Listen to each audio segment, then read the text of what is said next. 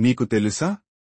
బృహదీశ్వర ఆలయం గోపురం మధ్యాహ్నం సమయంలో తన నీడ భూమిపై పడనివ్వదు. ఇది 11వ శతాబ్దంలో రాజరాజ చోళుడు నిర్మించిన ఈ ఆలయ అద్భుతమైన శిల్పకళలో ఒకటి మాత్రమే. ఈ ఆలయం ఇప్పటికీ చరిత్ర, భక్తి, శాస్త్ర నిపుణులను ఆశ్చర్యపరుస్తోంది. ఆలయ విమానము, గోపురం ఎత్తుగా ఉండేలా నిర్మించబడింది. అయితే మధ్యాహ్నం సమయంలో దాని నీడ నేలపై పడదు. ఆలయం పూర్తిగా గ్రానైట్ రాయితో నిర్మించబడింది. అయితే తంజావూరు పరిసర ప్రాంతాల్లో ఈ రాయి అందుబాటులో ఉండదు. కావున ఈ రాళ్లను ఎక్కడి నుండి తెచ్చారనేది ఇప్పటికీ ఒక అద్భుతమైన ప్రశ్నగానే ఉంది.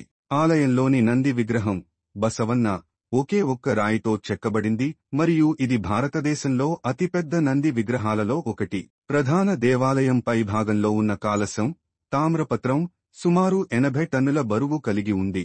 దాన్ని పైకి ఎత్తడానికి ఒక ప్రత్యేక రహస్య మార్గాన్ని ఉపయోగించారని భావిస్తున్నారు. పురాణ కథనాల ప్రకారం రాజరాజ చోళుడు ఒక రాత్రి శివుని స్వప్నంలో దర్శించాడు.